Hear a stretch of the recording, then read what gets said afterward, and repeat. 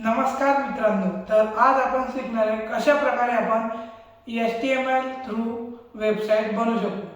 तर आपण सगळ्यात पहिले जाणून घेऊ की किती प्रकारे आपण वेबसाईट बनवू शकतो। आपण HTML नी वेबसाईट बनवू शकतो किंवा आपण आता असे भरपूर प्लॅटफॉर्म्स आलेले आहेत त्याच्यावर आपण बिना कोडिंग करता आपण तिथे वेबसाईट बनवू शकतो। विक्स आहे, त्याच्यानंतर वर्डप्रेस आहे, अशा अनेक प्रकार आपण अनेक प्रकारे आपण वेबसाईट बनवू शकतो। तर आपण आज HTML थ्रू कशी काय वेबसाईट बनवू शकू हे आपण शिकणार आहे। तर त्याच्या आधी सगळ्यात पहिले तुम्ही आमच्या चॅनलवर नवीन असाल तर आमच्या चॅनलला सबस्क्राइब करा। तुम्हाला असेच मराठीत कोडिंग रिलेटेड व्हिडिओ भेटत राहणार आहे। चला सुरू करू। तर सगळ्यात पहिले आपल्याला आपल्या लॅपटॉपच्या स्क्रीनवर यायचं आहे। तिथे तुम्हाला विंडोवर क्लिक करून तिथे लिहायचं आहे गुगल क्रोम।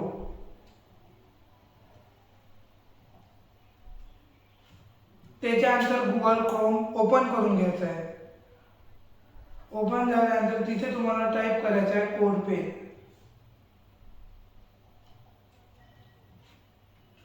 जसं आपण इथे कोडपेन लिहू, आपल्या समोर एक असा प्रकारचा टॅब ओपन होईल। माझं सध्या लॉग इन असल्यामुळे मी इथे तुम्हाला कशा प्रकारे तुम्ही साइन अप करू शका हे तुम्हाला मी सांगणार आहे। तुम्हाला असं पेज ओपन होईल, त्याच्यानंतर तुम्हाला इथे साइन अप वर क्लिक करायचं आहे। साइन अप वर जसं तुम्ही क्लिक करणार तुमच्यावर तीन ऑप्शन राहतील। तुम्ही तीन प्रकारे साइन अप करू शकता। पहिले गूगल, दुसऱ्या नंबरवर गिटहब, तिसऱ्या नंबरवर फेसबुक। तुमचा यापैकी कशात अकाउंट असेल तुम्ही त्याच्यावर क्लिक करून तुम्ही साइन अप करू शकता। मी गूगलवर क्लिक करून साइन अप करणार आहे। जसं आपण साइन अप करू आपल्यासमोर एक अशा प्रकारची विंडो ओपन होईल। तर आपण आजच्या व्हिडिओमध्ये पाहणार आहे की कशा प्रकारे आपण वेबसाईटमध्ये लागणारे जे HTML चे टॅग्स आहेत इम्पॉर्टंट ते आपण शिकणार आहे की HTML कशा प्रकारे त्याचा सिंटॅक्स लिहिला जातो किंवा त्याच्यामध्ये कशा प्रकारे आपण त्यातले टॅग ओपन क्लोज होतात हे आपण पाहणार आहे। तर इथे मी एक बनवून ठेवलेली आहे, याच्यावर तुम्हाला मी एकदा दाखवणार आहे की कशा प्रकारे आपण करू शकतो। अशा प्रकारे आपण बनवणार आहे। इथे मी जसं क्लिक करणार तसे इथे तुम्ही पाहू शकता की इथे सगळ्यात पहिले आपण HTML टॅग हा जो आहे हा पहिला फर्स्ट आणि 9 नंबरचा जो आहे तो HTML चा फर्स्ट नंबरचा HTML ओपन टॅग आहे, लास्ट नंबरचा HTML क्लोजिंग टॅग आहे। त्याच्यानंतर तुम्ही दुसऱ्या नंबरवर पाहू शकता आपण बॉडी टॅग दिलेला आहे। हे सगळं तुम्ही एकदा पाहून घ्या। आपण हे आता तयार करणार आहे। कशा प्रकारे आपण हे असं तयार करू शकू हे आपण आता पाहणार आहे। इथे तुम्ही पाहू शकता की इथे क्लिक हिअरचं ऑप्शन आहे। इथे केल्यानंतर तुम्हाला YouTubeचं हे येत आहे। हे कशा प्रकारे येत आहे हे तुम्हाला मी आज सांगणार आहे। तर याच्यासाठी सगळ्यात पहिले तुम्ही डिस्क्रिप्शन मध्ये एक लिंक दिलेली आहे कोडपेनची, त्याच्यावर क्लिक करायचं आहे। किंवा तुम्ही जर तुम्हाला जर गुगलवर सापडली असेल वेबसाईट तर तुम्ही फक्त इथे कोडपेन ओपन करा। जसं तुम्ही कोडपेन ओपन करणार इथे तुम्हाला पेन म्हणून एक ऑप्शन दिसेल, याच्यावर तुम्हाला क्लिक करायचं आहे। पेनवर तुम्ही क्लिक केल्यानंतर तुम्हाला सगळ्यात पहिले इकडे तुम्ही अशा इथे एक ऑप्शन आहे, इथे चेंज व्ह्यू, तुम्ही व्ह्यू चेंज करू शकता। अशा प्रकारे तुम्हाला जसा कम्फर्टेबल वाटेल तुम्ही तशाच प्रकारे इथे व्ह्यू ठेवा। त्याच्यानंतर तुम्हाला इथे क्लिक करायचं आहे आणि इथे लिहायचं आहे HTML। तुम्ही पाहू शकता इथे जसं HTML लिहिलेलं आहे आपण अशाच प्रकारे आपण एक इथे तयार करणार आहे। इथे HTML टॅग ओपन आणि क्लोज केला तशाच प्रकारे आपल्याला इथे HTML टॅग ओपन करायचा आहे आणि HTML टॅग क्लोज पण करायचा आहे। इथे आपण HTML टॅग ओपन आणि क्लोज केलेला आहे। त्यानंतर आपल्याला सेकंड नंबरवर जे महत्त्वाचं येते ते म्हणजे बॉडी। जो पण आपण काही सिंटॅक्स वगैरे लिहिणार आहे तो बॉडीमध्ये येणार आहे। तर तुम्ही पाहू शकता इथे आपण आता बॉडी टॅग ओपन करणार आहे आणि बॉडी टॅगला क्लोज पण करणार आहे। इथे आपण आता बॉडी टॅग हे दोन टॅग खूप इम्पॉर्टंट आहे HTML चा कुठला पण सिंटॅक्स किंवा कोड लिहिता येईल. हे 2 टॅग असल्याशिवाय तुमचा कोड रन होणार नाही. याच्यानंतर तुम्हाला इथे क्लिक करा. इथे आपल्याला आता कशा प्रकारे आपण इथे हे देऊ शकतो, हेडिंग कसं काय देऊ ते तुम्ही आपण पाहणार. तर इथे तुम्ही पाहू शकता की कशा प्रकारे इथे हॅलो लिहून आलेला आहे. आपण अशा प्रकारे कसं काय हॅलो इथे आणू शकतो हे आपण पाहणार आहे. त्याच्याआधी इथे सगळ्यात पहिले H1 टॅग. H1 टॅग म्हणजे हेडिंग 1. हेडिंग 1 टॅग तो आपण कधी यूज करू, ज्यावेळेस आपल्याला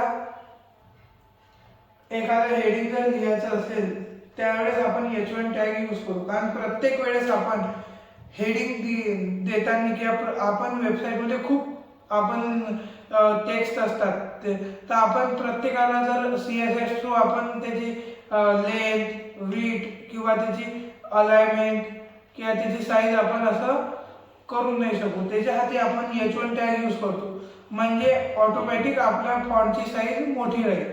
तर त्याच्यामध्ये आपण लिहिणार आहे आता हॅलो. जसं आपण इथे हॅलो लिहू तसं इथे तुम्हाला दिसू शकते की तुम्ही लिहिल्याबरोबर इथे प्रिंट झालेला आहे. अशाच प्रकारे अजून एक टॅग आहे म्हणजे H2.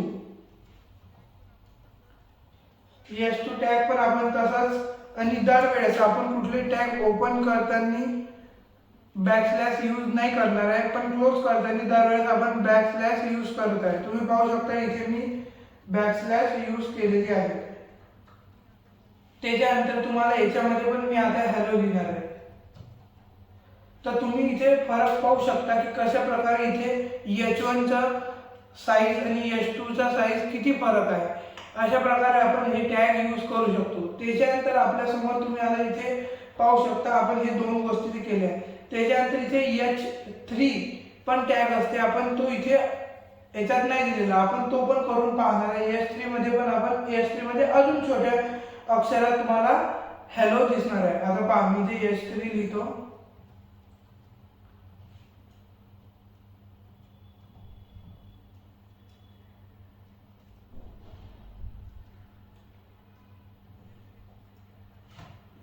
इथे मी H3 लिहिलेला आहे.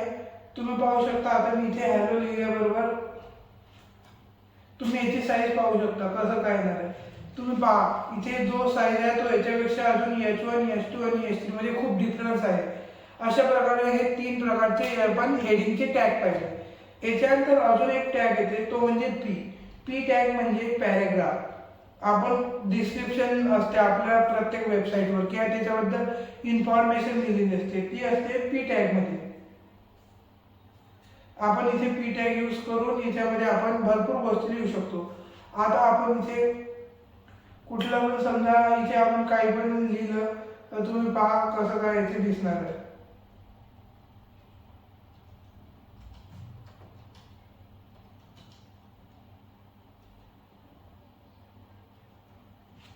तुम्ही पाहू शकता H3 आणि पी टॅग मध्ये किती फरक आहे. आपण H3 मध्ये पण लिहू शकतो, पण H3 मध्ये तुम्ही इथे ही हेडिंग, ही सब हेडिंग आणि ही याची सब हेडिंग हे असं तुम्हाला इथे दिसत आहे की किती फरक आहे. आणि पी मध्ये आपल्याला जेव्हाही आपण डिस्क्रिप्शन लिहू त्यावेळेस तुम्ही पी टॅग याच्यात यूज करा, कारण की जर आपण प्रत्येकाला जर असं वेगळं CSS देत राहिलो तर आपल्याला ते समजायला कठीण जाईल व समोरचा जो कोडर असेल किंवा सांभाळणारा असेल वेबसाईट त्याला पण ते कठीण जाईल. त्यासाठी आपण असे टॅग यूज करतो. आता आपण इथे हे 3 टॅग यूज केलेले आहेत. आता इथे क्लिक हिअर आपण कसं काय कुठल्या पण टेक्स्ट मध्ये आपण इथे हे कसं आणू शकू, लिंक कुठली पण कशी काय टाकू शकू. तर आपण ते आता कसं टाकणार आहे हे पाहू. त्याच्यासाठी टॅग आहे ए मध्ये आपण ए टॅग मध्ये इथे आपण ए टॅग ओपन करू आणि क्लोज करू. त्याच्यानंतर याच्या पुढे आपल्याला काय करायचं आहे, ह्या ए टॅग मध्येच आपल्याला इथे href इक्वल टू आपल्याला हे असं इथे टाकायचं आहे. इथे आपल्याला जो पण तिथे जी पण आपल्याला वेबसाईट इथे आपल्याला पेस्ट करायची आहे तिथे आपण ही पेस्ट करू शकतो. जसं आता आपण इथे पेस्ट करू YouTube मध्ये एखादी, YouTube मध्ये आपण जाऊ, YouTube वर क्लिक करू, आपण YouTubeची इथे लिंक पेस्ट करू. इथे क्लिक केल्यानंतर तुम्हाला असा इंटरफेस येईल. इथे तुम्ही क्लिक करायचं आहे वर आणि इथे तुम्हाला कंट्रोल ए करायचा आहे। कंट्रोल ए काय होईल, तुम्ही जो पण काही टेक्स्ट तुम्हाला सिलेक्ट करायचा ते तुम्हाला सिलेक्ट करत बसावं लागणार नाही, डायरेक्ट तो सिलेक्ट होऊन जाईल। कंट्रोल ए केल्यावर तुम्ही पाहू शकता इथे सगळं सिलेक्ट झालं आहे। कंट्रोल सी म्हणजे कॉपी करणं, मी तुम्हाला आता कॉपी केलेला आहे आणि इथे तुम्ही तो कोटेशन, डबल कोटेशन किंवा सिंगल कोटेशन मध्ये इथे तुम्ही तो पेस्ट करायचा आहे आणि इथे नंतर क्लिक करायचं आहे। मला तुम्ही लिहायचं आहे क्लिक हिअर।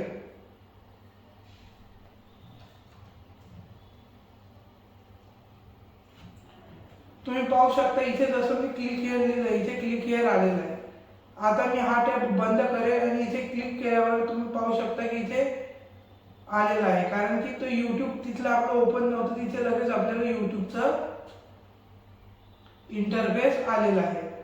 अशा प्रकारे आपण इथे समजा दुसरी लिंक टाकली, इथे यूट्यूब नाही येत आहे, आपण समजा इथे टाकली दुसरी एखादी लिंक टाकून पाहू।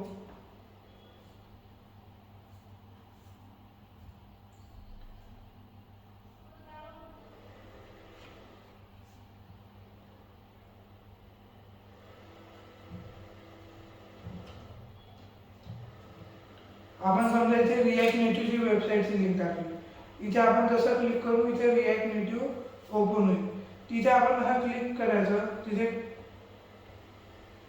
कंट्रोल ए करायचं, कंट्रोल सी करायचं, जसं आपण केलं तसं इथे पेस्ट करायचं। आता तुम्ही पाहू शकता इथे आपण ती लिंक पेस्ट केली आहे। आता याच्यामध्ये तुम्ही क्लिक केल्यानंतर तुम्हाला दिसेल तुम्ही रिएक्ट नेटिव्हच्या पेजवर पोहोचलेले आहे। पहिल्या लिंकमध्ये काही ना काही तरी फॉल्ट आला होता किंवा एरर आला होता म्हणून ते झालं नाही, तर तुम्ही इथे पाहू शकता इथे जसं आपण रिएक्ट नेटिव्हचं तिथे टाकलेलं होतं तसं इथे हे ओपन झालेलं आहे।